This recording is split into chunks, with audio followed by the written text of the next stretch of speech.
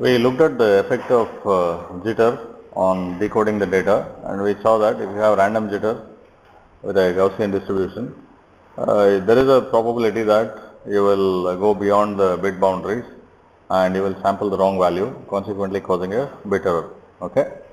So now we need to understand this business of clock jitter, that is a jittery clock. So what we started to look at is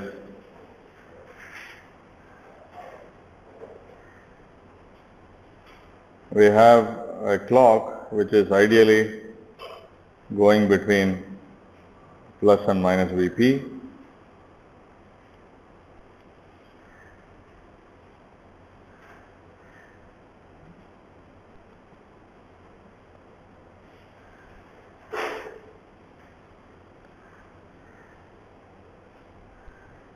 The period is T0. I assume a 50% duty cycle. That's actually not relevant, but anyway, for this example, I'll assume that. This is how it is.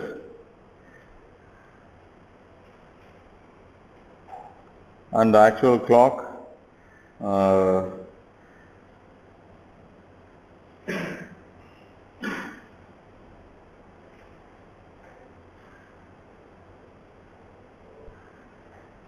something like this. Okay.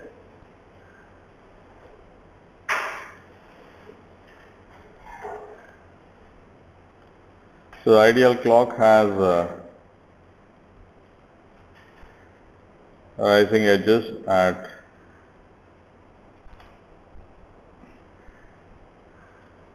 K times Ts by T0 by 2, where K is an integer, and falling edges at 2K plus 1 times T0 by 2. Okay. Whereas the actual clock, the positions are shifted. It has rising edges at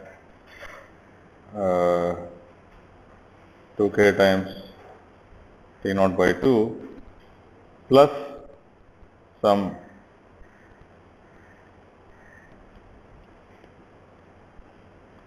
jitter, okay, which differs for every index, and the falling edges are also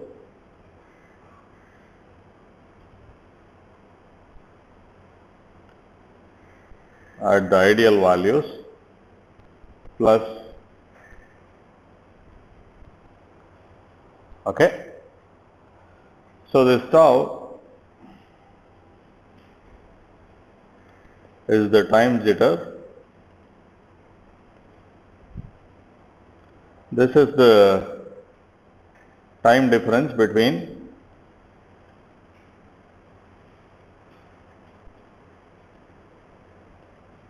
actual and ideal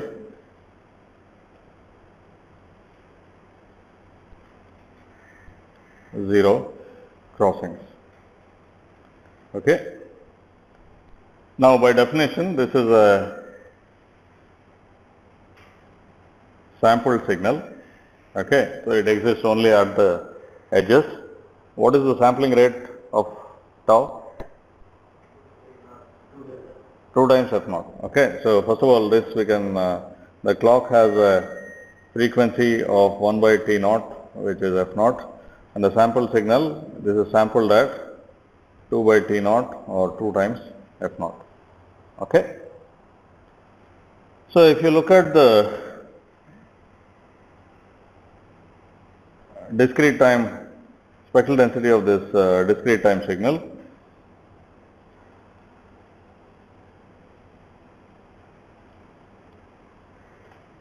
it will repeat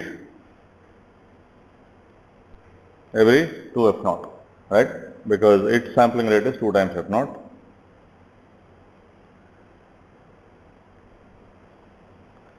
And I'll draw some representative picture like this. Okay, and it will have images, of course. It's enough if you specify it over a range of 2f0. Okay, is this fine? So this is S tau, plotted as a function of f. And what will be the integral of this? What will be the area of that? That is the variance. Okay. So this is the area is the jitter variance, which is denoted by sigma tau square. Okay. Is this okay? Fine.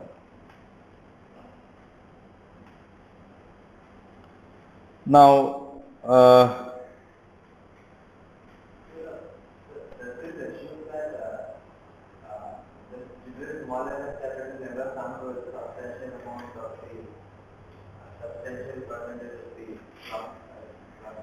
no, it doesn't assume that. I mean, right now, this is just a jitter spectrum. It can be anything. Okay. So now, what is the difference between these two signals?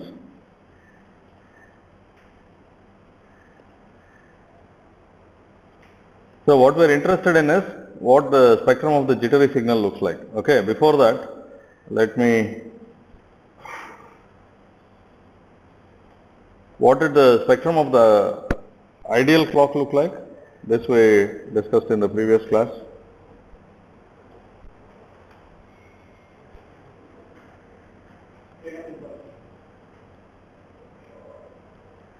What was the power spectral density of the ideal clock? Well, I mean, it is impulsive, of course, because it is periodic. Where were the impulses? At odd multiples of?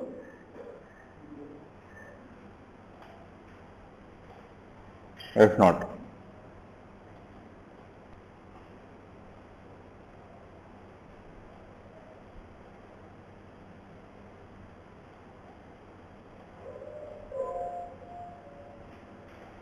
Okay, and what were the values?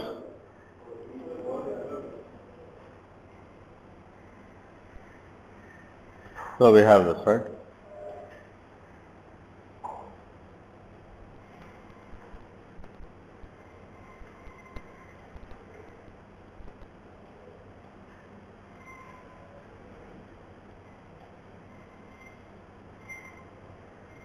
And so on. And if you plot the single-sided spectral density, you plot only the right half of it and the values will be doubled. That's all. So basically, this the area under this must be the mean square value of the fundamental component. Okay. So now the question is, what will the spectrum of the jitter clock look like? Okay. How would you find out?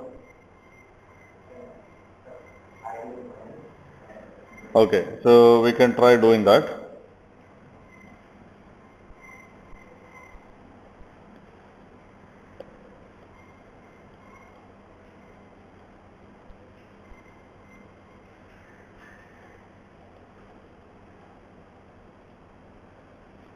If you take the, let's say, if you take the difference, actual minus ideal, what are you going to get?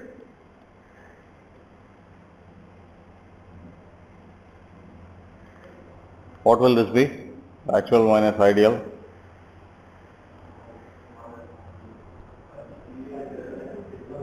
What's that? Pulse. So it will be pulse which is non-zero only for this difference duration, right?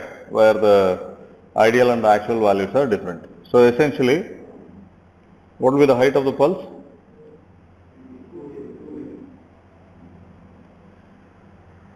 2 Vp, and what's the duration of this pulse? Yeah. I will show it like this. Okay.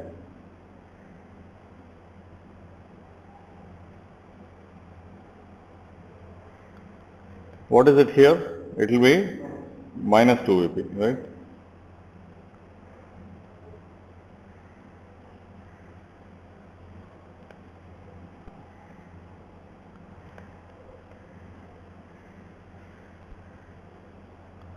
Okay.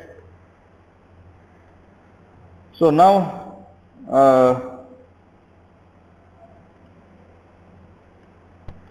essentially the difference consists of these narrow pulses, okay, and the width of the pulse equals the time jitter of that particular edge, and then the height is always 2 Vp or minus 2 Vp, okay.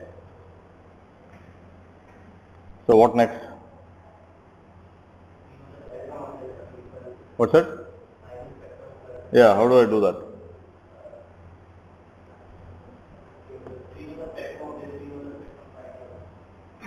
You know the spectrum of? What is the spectrum of this?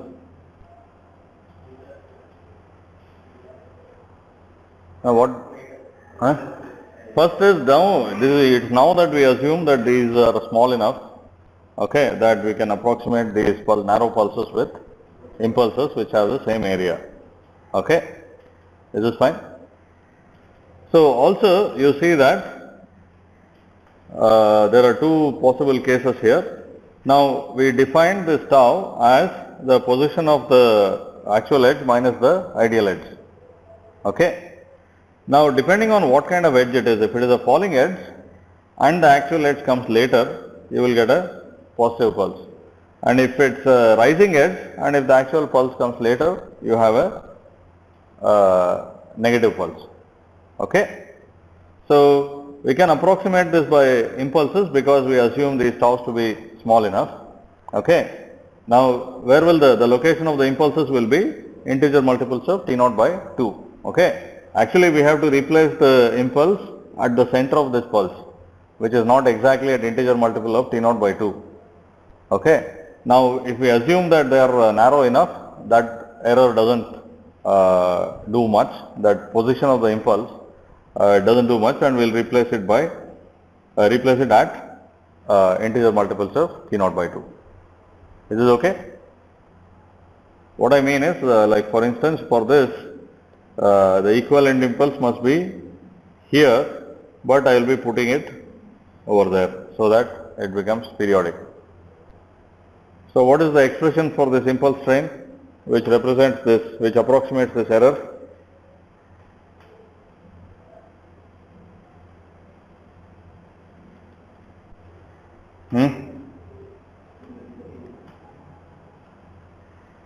What is it?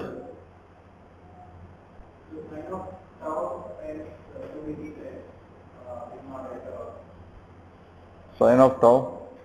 Okay.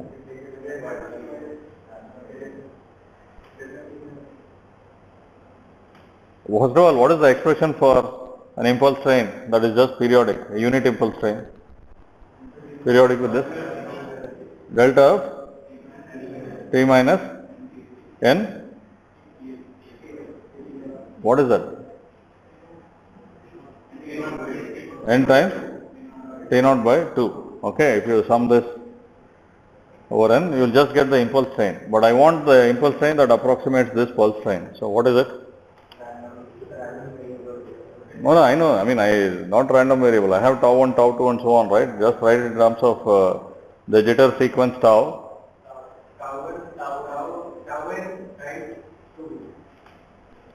So it is times 2 Vp. This gives the area. Is this done? Huh? Sine.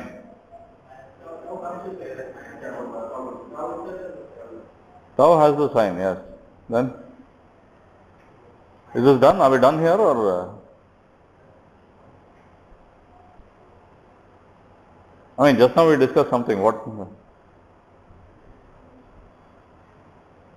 If tau is positive, what does it mean for the actual edges?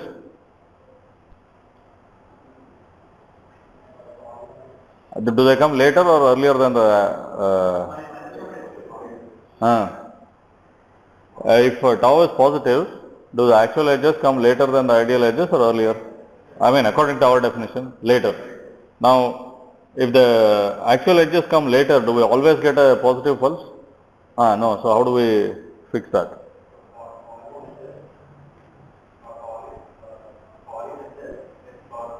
Yeah. So I need to put that into this expression. So all I need is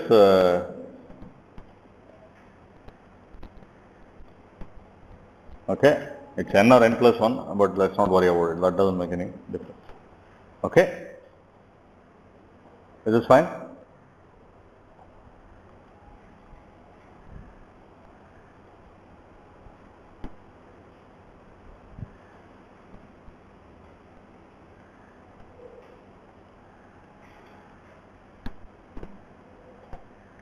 So this approximately equals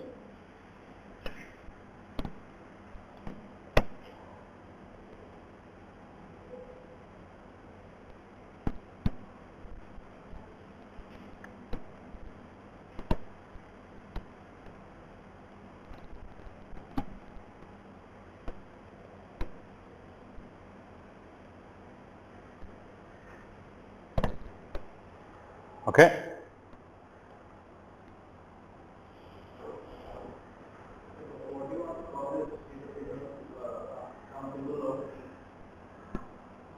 I don't know. You can call it anything, right?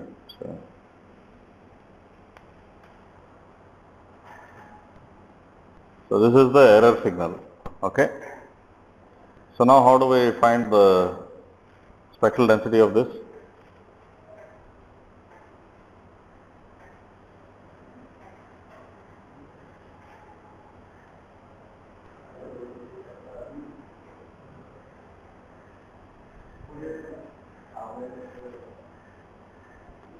So we have essentially a discrete time sequence modulating an impulse train.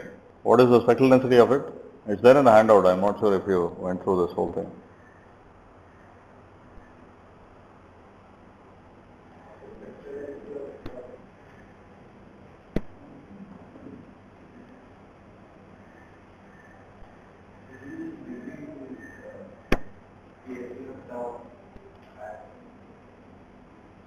What's that? Yeah. I want it with scaling factors and everything, right? What is the, finally, what will be the units of this? S tau of f? What will be the dimensions of that? Time? The integral should have units of dimensions of time square, right? And the spectral density should have this per hertz. So that should be okay. So we have S tau of f. What should be the spectral density of this signal? What are the units of the spectral density of this signal? Volt square per hertz. So you have to get from there to here with all the scaling factors correct and everything. So what is it?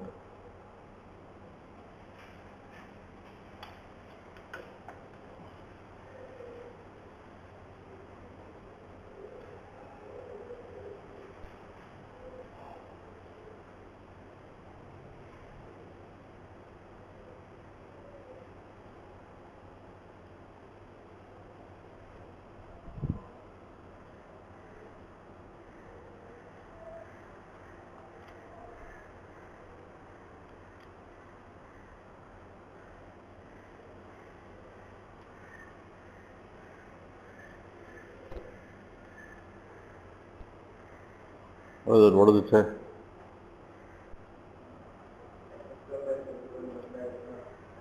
Yeah, it's just a scaling stuff, right? That's what it says. But I mean, we have to put all the other scaling factors together. Firstly, this the model impulse train is slightly different, right? We have minus 1 to the n delta of t minus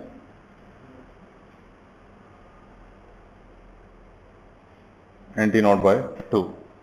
Okay. So what is the, what will this do actually? This minus 1 to the n.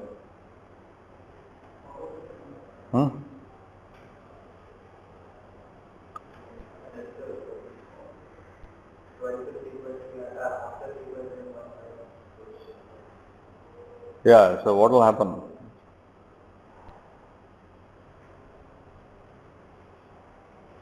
This is correct. So this is equal to n E1 delta of t minus, or let me call it k, kt naught minus oh sorry,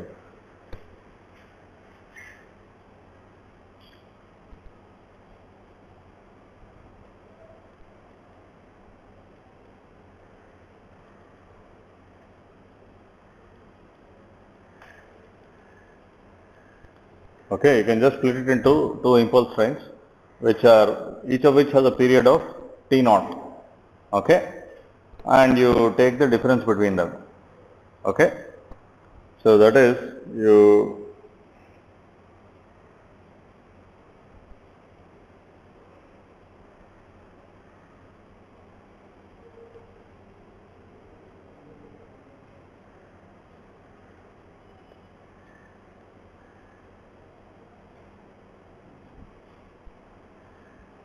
have one with impulses only in the even positions and other one with impulses only in the odd positions, okay. This is fine.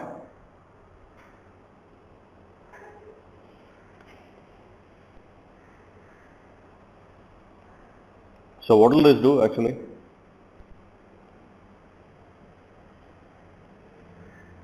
This type of operation.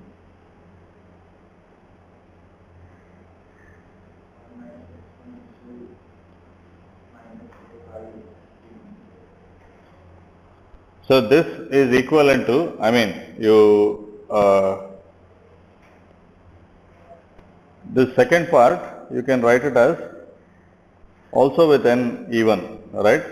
As long as you put another extra t naught by 2 there.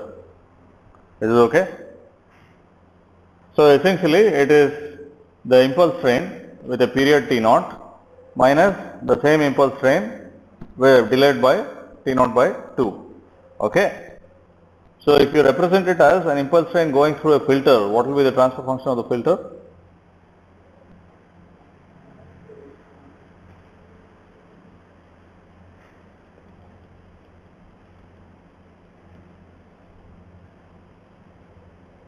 This basically is a delay of t naught by 2, and we get the delayed impulse, and we get this whole thing.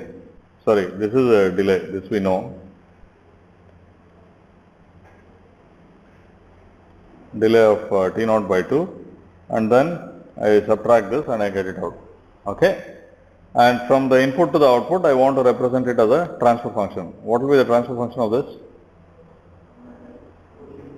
What's that? 1 minus exponential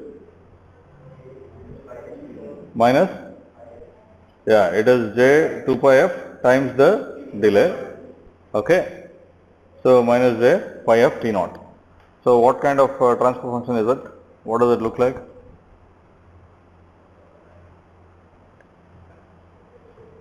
I mean, if I sketch the magnitude plot of this versus frequency, what will that look like?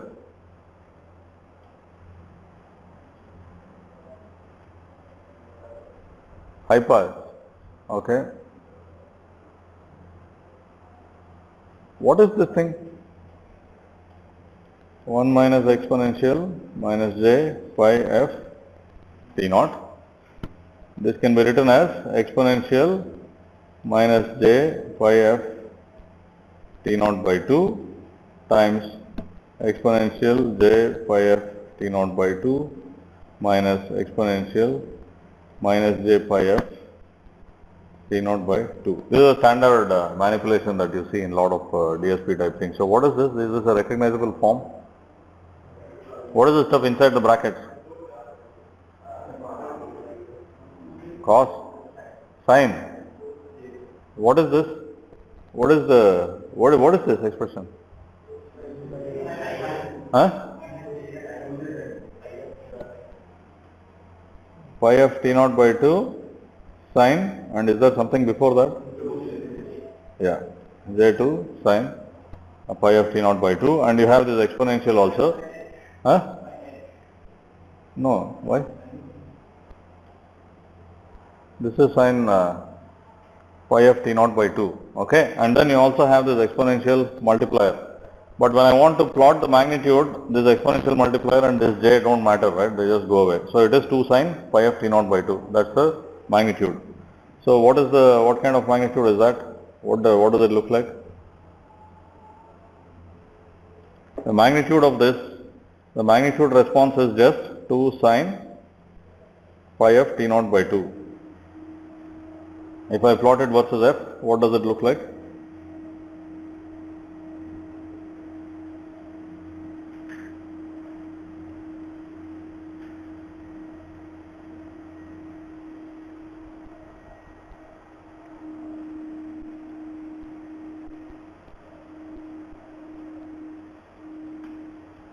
What is this? Just sketch it.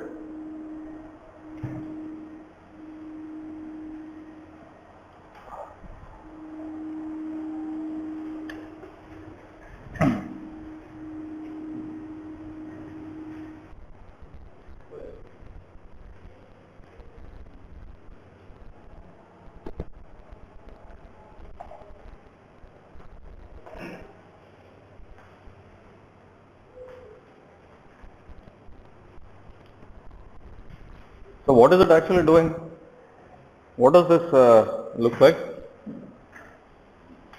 This magnitude function. What is the value of DC? Huh? 0. Obviously, it is sine, right? And then this is obviously periodic. So we will have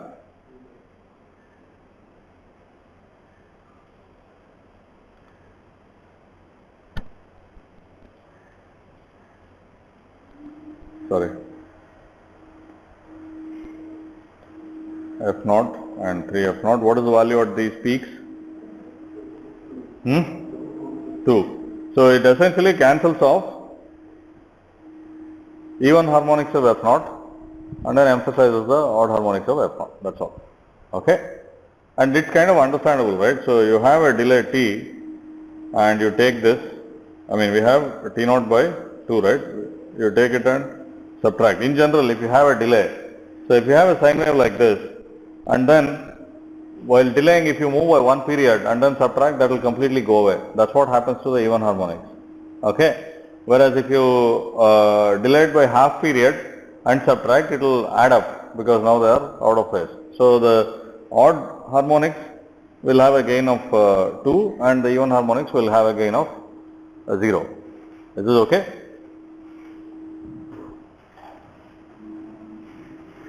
This is fine. So this is just the transfer function of the filter itself. So it's like you look at the spectrum of this. This will have impulses at every multiple of t naught by 2, right? And after you go through this delay and subtract business, all the DC and all the even harmonics will go away, and you will have only f naught, 3 f naught, and so on. And just like the square wave, this is not surprising, right? The square wave itself was like that. Of course, those strengths were not equal to each other. They were falling off as you go to higher frequencies. Now in this case, this will have only the odd harmonics and all the strengths will be equal. Is this okay? This is fine. I mean, you can work out the details, and if there are any issues, we can discuss it further, but please work through the details because this is not difficult. I mean, all of this is related to the basic signals and systems type problems you would have done long back, right? This impulse train business, but we have it in this context. Okay. So now let's put everything together. First of all,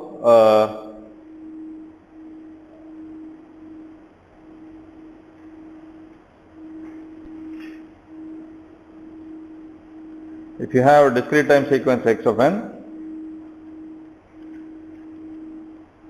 modulating an impulse train,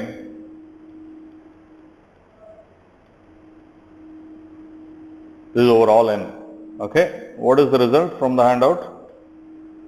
So this x of n if you plot its spectral density as a function of the normalized frequency, then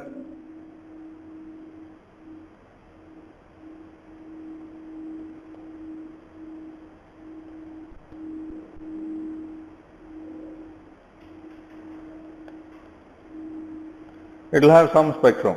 Okay. So let's assume it's like this, and it will repeat at intervals of 1. Okay. On the other hand, if you had plotted, I will just relabel the axis. If this was, instead of nu, this was f, all that would happen is that this would be fs by 2, fs minus fs by 2 and minus fs. Also, you will have the same shape, but this value, if it was some sxd of 0, what will it be if you plot it as a function of the absolute frequency? Divided by fs.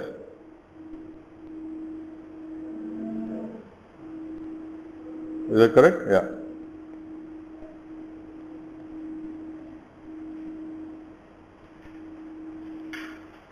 Okay. Now, what is the result if x of n is modulating an impulse train? So, we will have x of n delta of t minus nts sum over all n. What is the spectral density of that?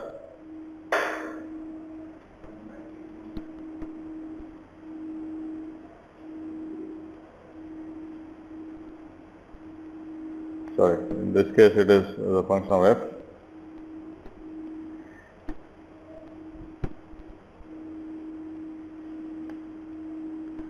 What does it say?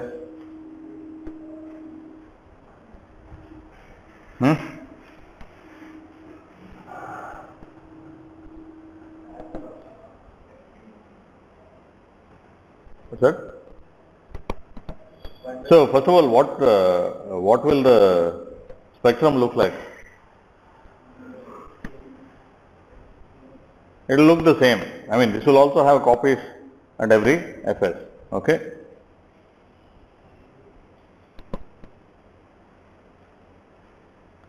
What will be the strength or the scaling factor?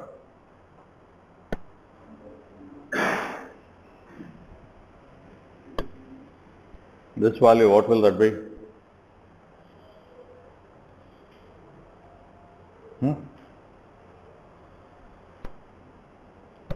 What will it be in terms of sxd of 0? Hey, we have the result here, right? What is it? sxd of 0 by fs. sxd of 0 by fs t naught. Why?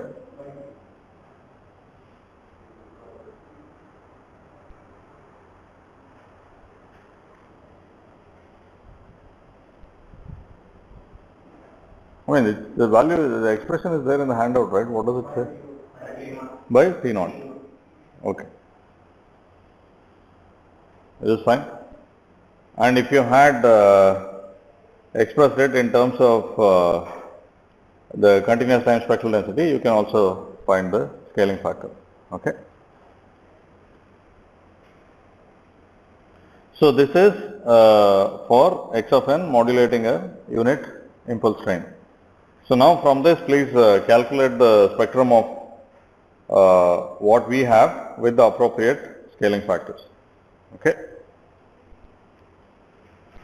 So similarly, if I called this, if I plotted it as a function of the absolute frequency fs, okay, so then that would be sx, I would call that sx of f, okay, and sx of f is nothing but sxd of nu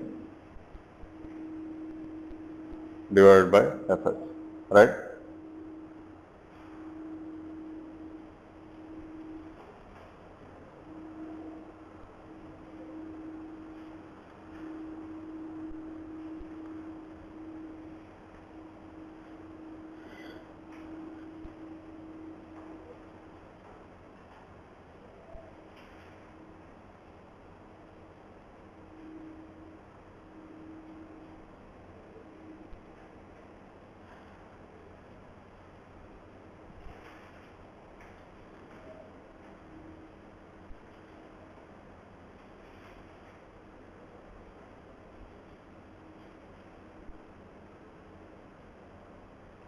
So you just put everything together. We have a multiplier 2Vp.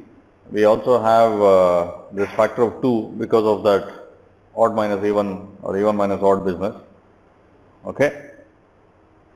So we'll have impulses only at odd multiples of F naught, right? So here, I mean, this impulse train has impulses at every multiple of Fs. So it gets replicated on every multiple of Fs. There we have only odd multiples of F naught, so it will get replicated only on odd multiples of F naught. And it makes sense because the original signal has only components at odd multiples of Fs, right? So just do this. I mean, this is just a practice for getting the scaling factors right. There is nothing conceptually difficult here. I hope the part that if you take a discrete time signal and then modulate an impulse train with it, you will get the same spectrum. Okay. In fact, these are all, so there are different versions of this sampling, right? One is, I mean, you take a continuous time signal and then you multiply it by an impulse train. So the result is actually still a continuous time signal. That is, there is value defined for every value of t, and then you take the continuous time Fourier transform or continuous time power spectral density of it. Okay, where you do everything with t. And then alternatively, you define a discrete time signal x of n, whose values are values of the original continuous time signal at n times ts. And you take the Fourier transform of it as defined for discrete time signals. These are all things that you would have done in signals and systems, and these are also all related. Sometimes there will be a scaling factor of 1 by ts or ts, but these are all related. They are all the same thing. So the impulse sampled signal and the discrete time signal, both are sampled signals. But the impulse sample signal has an x-axis which is continuous time x-axis, whereas the sampled signal x of n has a discrete x-axis. That's all. Okay. And so now what I was trying to get at is that if you have an impulse train modulated by x of n and take its continuous time Fourier transform, spectral density, whatever, or you have a discrete time signal x of n, you take its spectrum, the two will be the same except for some scaling factor. Okay. It will get repeated every Fs and so on.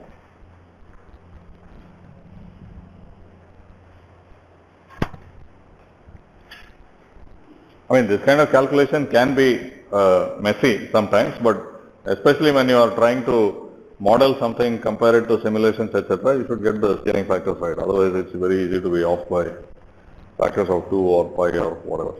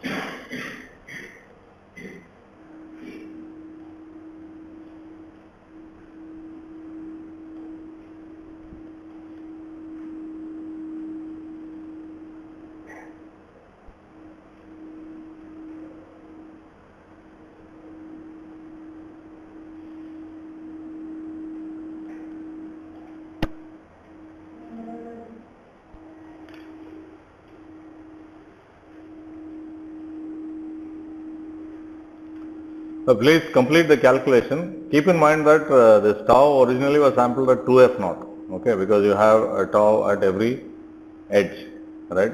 So just calculate these things properly. You can essentially, what I want is we have this error signal, right? This impulse train. I want the spectrum of this in terms of the spectrum of the jitter. Okay, that is a given. The spectrum of the jitter, I have written it in this shape, but it can be anything. Okay, it will be some discrete time signal which is sampled at 2f naught. So in terms of either s tau d of nu in terms of normalized frequency or s tau of f, that is fine. You can use that directly. I want the spectral density of the error signal. Just ensure that, obviously we earlier looked at the dimensions of s tau of f because its integral should give you second square, right, time square. So similarly, that should have the right units. So that will give you a sanity check on the scaling factors and so on. Okay. Is it okay? So please do that. We'll continue from there. And yeah, is there any question?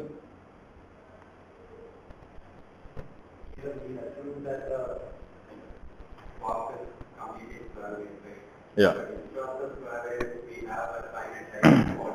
Yeah.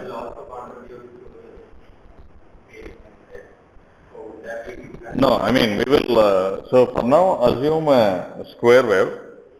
Now if you have finite rise time fall time, you can still have exactly the same rise and fall shape. I'll assume that it will always start from the lower level and completely reach the upper level. If it is not reaching the upper level, you will have an issue. As long as it starts from the lower one and goes to the upper one, you can delay that whole part of the waveform by the same jitter, delay or advance it. Then you will get exactly the same results.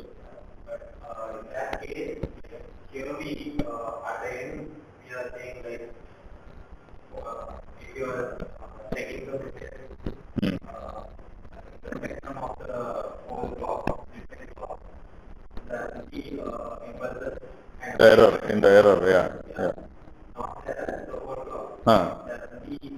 Yeah, correct, yeah. One by n, yeah.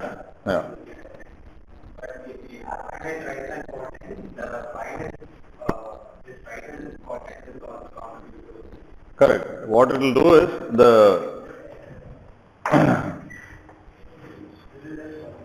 so if you have this exact square wave, this will be 1. I mean, this is a Fourier transform, or in terms of power, if this is 1, this will be 1/9 and so on. Okay. Now, if you have some slower rising signal, what will happen is you will still have impulses, but the relative value of these harmonics to this will be different. Okay. So, as it gets smoother and smoother, the higher frequency harmonics will get attenuated. Okay. Similarly, you can also pass the square wave through a filter. The filter can affect the jitter. How it affects is determined by some jitter filtering stuff. But if you assume something that doesn't make it like totally smooth, right, or attenuate it like this, then these results will hold. Anything else? Extra? I mean, well, I mean, it could be, so basically, it is like, if the rise and fall times are equal, that can be modeled by a linear filter. But if it's not equal, then you have a problem. You cannot model it as a linear thing, because if it's linear, whatever happens to the rise should happen to the fall also. Okay? But yeah, you can compute it though. You can compute it and then see.